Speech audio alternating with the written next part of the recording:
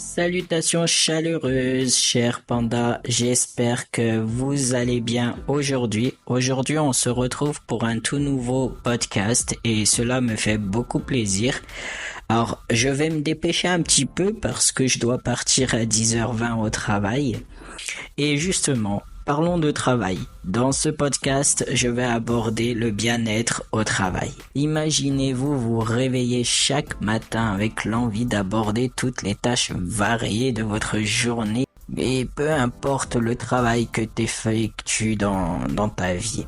Sans stress ni appréhension. Avec cette envie, cela est possible. Et je suis ici pour vous montrer comment transformer cette vision en réalité. Préparez-vous à découvrir les clés pour rendre votre quotidien professionnel, épanouissant et serein. Le bien-être au travail, c'est une quête avant tout personnelle. J'ai compris une chose essentielle dans ma vie. J'ai travaillé à différents postes. Lorsque je ne me sens pas bien dans un emploi, il est temps pour moi de quitter celui-ci. Ma santé mentale et physique est devenue ma priorité absolue. Je suis actuellement en tant qu'employé polyvalent. En gros, je fais du service en salle, je sers à manger aux résidents et je m'occupe de la plonge. J'ai connu des situations de harcèlement dans l'un de mes emplois précédents et je refuse de revivre cela. Aujourd'hui, je veux partager avec vous comment j'ai transformé mon approche du travail pour ne plus sacrifier mon bien-être mental et physique. Astuce numéro 1. Organisez votre espace de travail si tu travailles dans un bureau. Je suis en tant qu'employé polyvalent, donc je sais quelles tâches j'ai à effectuer quand j'arrive au travail. Donc je n'ai pas forcément besoin de lister toutes les tâches que j'ai à faire parce que j'en ai que 2. Enfin 3 parce que après il y a le nettoyage de la plonge. Logique.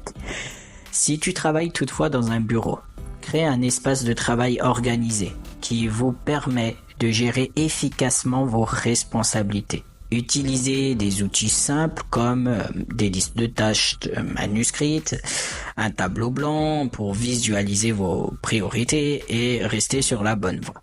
Si toutefois tu travailles pour les réseaux sociaux, fais-le également, ce genre de choses. Moi, j'ai un tableau blanc au-dessus de mon bureau et j'utilise également un cahier pour écrire toutes mes tâches prioritaires et chaque jour, quand je rentre par exemple du travail, je sais ce que j'ai à faire l'après-midi. Donc, ça va beaucoup plus vite. 2. Faites des pauses actives. Ne sous-estimez jamais le pouvoir des pauses bien méritées. Levez-vous, étirez-vous ou faites une petite promenade autour du bâtiment où vous vivez ou dans votre maison, si tu vis dans une maison. Ces moments de détente sont essentiels pour recharger vos batteries et maintenir une productivité sans stress. C'est très important. Ce que je fais quand je suis à la maison en train de travailler, parce que oui, je travaille dans un emploi dit physique et un emploi sur les réseaux sociaux. Mais pour les réseaux, je ne suis pas rémunéré pour celui-là. Et ce que je fais, c'est quand j'en peux vraiment plus, que je commence à voir que mes yeux commencent à se fatiguer, que j'ai mal aux yeux, que j'ai mal aux articulations et tout, je bouge et je vais me mettre à la fenêtre un petit temps, histoire de prendre un bol d'air.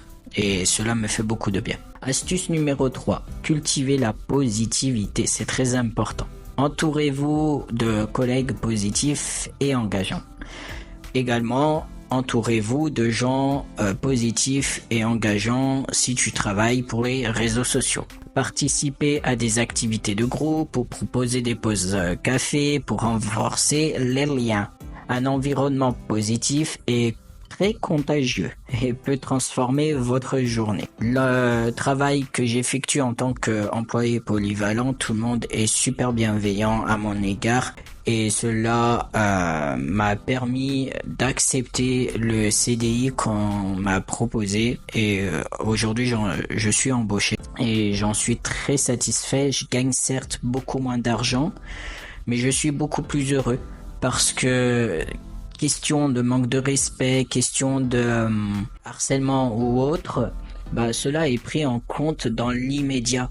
Et ça me rassure et ça me fait du bien, surtout d'être dans un emploi où le bien-être est primordial. Quatrième point et le dernier bien entendu, écoutez votre intuition.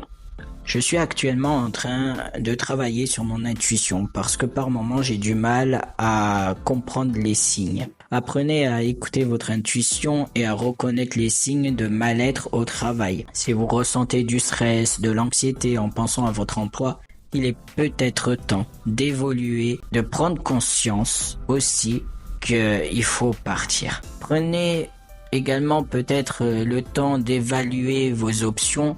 Si tu as des options, par exemple, qu'est-ce que je peux mettre en place pour partir serein de cette entreprise? N'ayez pas peur de changer si nécessaire pour préserver votre bien-être. C'est très important. Conclusion, voilà les amis, le chemin vers un bien-être optimal au travail commence par des choix conscients et déterminés.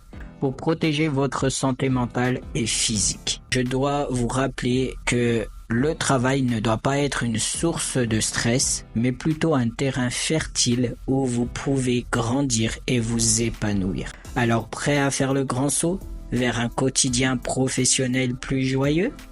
Allez-y, faites-en une expérience inoubliable. Merci de ton écoute et sur ce, je te souhaite une bonne et agréable journée. Si tu souhaites également faire un don ponctuel ou régulier, n'hésite pas, le lien est en description. Si tu souhaites également papoter de tout et de rien avec moi, le lien est également en dessous dans la description. Sur ce, je te souhaite une bonne et agréable journée ou soirée. Merci de ton écoute. Ciao, ciao!